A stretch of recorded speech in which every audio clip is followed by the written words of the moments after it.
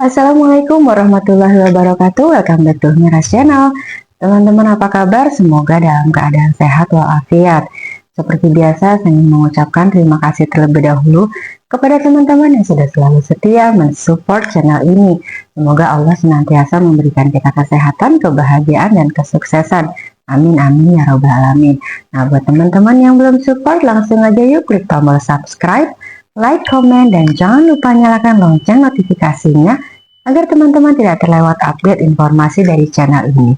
Terima kasih. Selanjutnya saya ingin menyapa teman-teman atau ayah bunda yang ingin mendaftarkan anaknya untuk mendapatkan KJP. Karena pada saat ini pendaftaran KJP tahap 2 tahun 2025 ini sedang dibuka. Jadi bagi ayah bunda yang ingin mendaftarkan anaknya, segera didaftarkan sebelum deadline waktunya berakhir. Nah, saat ini kita akan bahas nih ayah bunda tentang bagaimana tentang cara pendaftarannya, timelinenya atau waktu pendaftaran, kemudian besaran bantuan dan apa saja yang harus dihindari agar bisa tetap mendapatkan KJP. Teman-teman dan ayah bunda, pertama kita akan membahas tentang dasar hukum dari KJP tahap 2 tahun 2025. Dasar hukumnya itu Peraturan Gubernur Nomor 110 Tahun 2021 tentang bantuan biaya sosial pendidikan. Nah, untuk syaratnya ada dua ya, syarat penerima. Yang pertama persyaratan umum dan yang kedua persyaratan khusus. Untuk persyaratan umum, persyaratan yang pertama adalah murid dengan usia 6-21 tahun. Dalam hal ini adalah rentan SD sampai dengan SLTA. Kemudian yang kedua, terdaftar sebagai murid pada satuan pendidikan negeri atau swasta di DKI Jakarta. Jadi, anak ayah bunda itu terdaftar di sekolah negeri maupun swasta yang ada di DKI Jakarta. Yang ketiga, memiliki NIK sebagai penduduk DKI Jakarta dan berdomisili di DKI Jakarta. Jadi memiliki NIK ya, NIK-nya DKI Jakarta, kemudian tinggalnya bertempat tinggal di DKI Jakarta. Yang keempat, memenuhi kriteria khusus sebagai penerima bantuan sosial. Sedangkan untuk persyaratan khususnya yang pertama adalah terdaftar dalam DTKS. Jadi jika anak ayah bunda itu tidak terdaftar dalam DTKS, maka tidak dapat mendaftar untuk KJP-nya ya. Kemudian yang kedua adalah anak panti sosial berdasarkan SK Kepala Dinas Sosial. Dan yang ketiga, anak penyandang disabilitas dan anak dari penyandang disabilitas yang terdaftar dalam DTKS. Selanjutnya kita akan bahas tentang besaran dana KJP+. Nah, besaran dananya untuk sekolah atau madrasah negeri untuk jenjang SD, MI, dan SDLB mendapatkan biaya personal per bulannya 250.000. Untuk SMP, MTS, dan SMPLB 300.000, SMA, MA, SMA LB 420.000, SMK 450.000, PKBM 300.000, dan LKP 1.800.000 per semester. Nah, ini untuk sekolah negeri. Sedangkan untuk sekolah swasta, selain mendapatkan biaya personal per bulan, juga mendapatkan SPP sekolah swasta per bulan, di mana untuk jenjang SD, MI, dan SDLB mendapat bantuan sebesar 130.000, SMP, MTS, dan SMPLB 170.000, SMA, MA, SMA LB 290.000, SMK 240.000. Dan untuk murid pada sekolah rakyat dan sekolah gratis dapat mengajukan KJP+, tetapi hanya mendapatkan bantuan dana personal. Besaran bantuan dana personal sama dengan sekolah atau madrasah negeri. Dan untuk sekolah atau madrasah swasta peserta SPNB bersama, untuk jenjang SMP, klaster 1, klaster 2, dan klaster 3 mendapatkan biaya personal per bulannya sebesar 300.000, SMA, klaster 1, 2, dan 3 sebesar 420.000, dan SMK klaster 1, 2, dan 3 sebesar 450.000. Nah, kemudian untuk SPP sekolah swasta per bulan, untuk SMP, klaster 1 mendapatkan 225.000, klaster 2 350.000, dan klaster 3 623.705 rupiah. Untuk SMA, klaster 1 620.000, klaster 2 920.000, dan klaster 3 sebesar 1.100.000. Untuk SMK, klaster 1 620.000, klaster 2 920.000, dan klaster 3 1.100.000.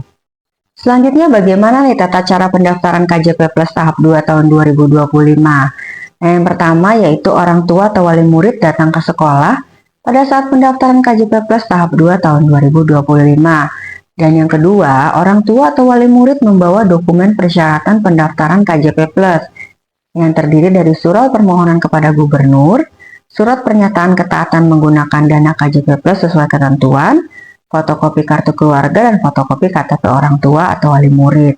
Nah, untuk surat permohonan dan surat pernyataan bisa menghubungi pihak sekolah. Selanjutnya kita akan bahas tentang timeline pendaftaran KJP Plus tahap 2 tahun 2025. Di mana pada tahap yang pertama, pada tanggal 26 sampai dengan 28 Juli 2025, orang tua atau wali murid menyiapkan berkas persyaratan usulan KJP Plus. Nah, untuk pendaftarannya mulai dibuka pada tanggal 30 Juli sampai dengan 7 Agustus 2025. Dan selanjutnya pada tanggal 30 Juli sampai dengan 8 Agustus 2025, pihak sekolah akan melakukan verifikasi dan unggah SPTJM. Selanjutnya akan dilakukan verifikasi dari Dinas Pendidikan Provinsi DKI Jakarta pada tanggal 11 sampai dengan 16 Agustus 2025.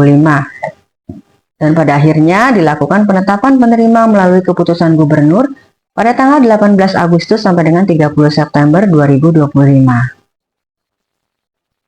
Selanjutnya bagaimana nih tata cara sekolah memverifikasi kelayakan pendaftar KJP Plus tahap 2 tahun 2025? Ada 4 tahap ya teman-teman dan ayah bunda. Yang pertama itu tahap pengecekan DTKS, yaitu sekolah melakukan pengecekan apakah siswa yang bersangkutan masuk dalam kategori layak dan terdaftar pada DTKS. Verifikasi yang kedua adalah kelayakan dokumen persyaratan, di mana sekolah mengecek apakah surat permohonan kepada gubernur, surat pernyataan ketaatan, fotokopi kartu keluarga, dan fotokopi KTP orang tua atau wali murid itu sudah tersedia dan sudah lengkap. Selanjutnya yang ketiga adalah kelayakan legalitas dan integritas, di mana sekolah mengecek atau memverifikasi tentang kedisiplinan dan kepatuhan siswa yang bersangkutan. Yang pertama, siswa yang bersangkutan terdaftar sebagai murid aktif di sekolah atau madrasah dan memiliki NISN dan terdaftar di Dapodik atau EMIS. Yang kedua, murid disiplin hadir dan bersekolah. Yang ketiga, murid memiliki kepatuhan terhadap tata tertib sekolah dan tidak melanggar larangan. Selanjutnya, tahapan yang keempat adalah verifikasi kelayakan sebagai anak keluarga tidak mampu. Jadi ada 4 verifikasi yang dilakukan. Yang pertama adalah pihak sekolah mengecek kartu keluarga. Apakah dalam satu keluarga tersebut, dalam satu kartu keluarga ya, apakah terdapat anggota keluarganya yang ASN, dalam hal ini PNS atau P3K, TNI atau Polri, anggota MPR, DPR, dan DPD RI, anggota DPRD Provinsi, anggota DPRD Kabupaten atau Kota, pegawai tetap BUMN, dan pegawai tetap BUMD. Kemudian verifikasi kelayakan yang kedua adalah mengecek apakah orang tua atau wali memiliki kendaraan roda 4 atau mobil. Selanjutnya, verifikasi kelayakan yang ketiga adalah mengecek apakah orang tua atau wali memiliki aset berupa tanah atau bangunan dengan NJOP di atas 1 miliar. Selanjutnya, pihak sekolah mengecek ke rumah apakah anggota dalam kartu keluarga tidak mengkonsumsi air kemasan bermerek paling sedikit 19 liter. Selanjutnya, sebagai penerima manfaat KJP ada banyak sekali larangan yang harus diperhatikan nih ya. Karena jika dilanggar maka akan dikenakan sanksi.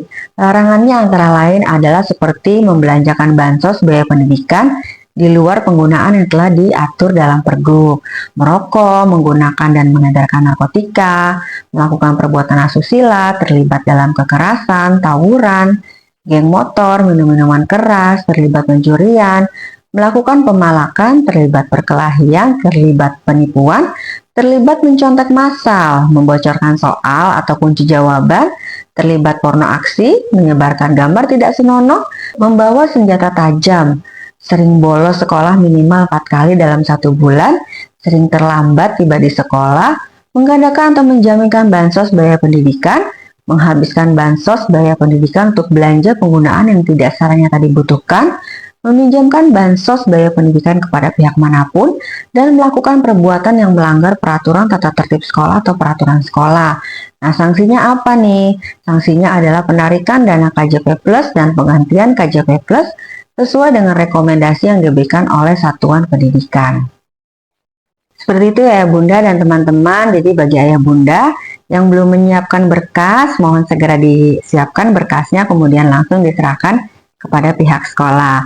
Semoga teman-teman dan ayah bunda yang sedang mendaftar KJP diberikan kemudahan dan kelancaran sampai dengan nanti ditetapkan sebagai penerima manfaat KJP tahap 2 tahun 2025. Nah, tapi buat teman-teman yang sebelumnya sudah ditetapkan sebagai penerima manfaat KJP tahap 1 tahun 2025, harus diperhatikan tentang larangan yang harus dihindari ya, karena pihak sekolah memiliki hak untuk memberikan rekomendasi kepada dinas terkait untuk menghentikan KJP teman-teman jika dianggap teman-teman melanggar peraturan yang sudah ditentukan. Sekian video dari saya, semoga bermanfaat. Sebelumnya mohon maaf jika ada kesalahan. See you on the next video. Wassalamualaikum warahmatullahi wabarakatuh.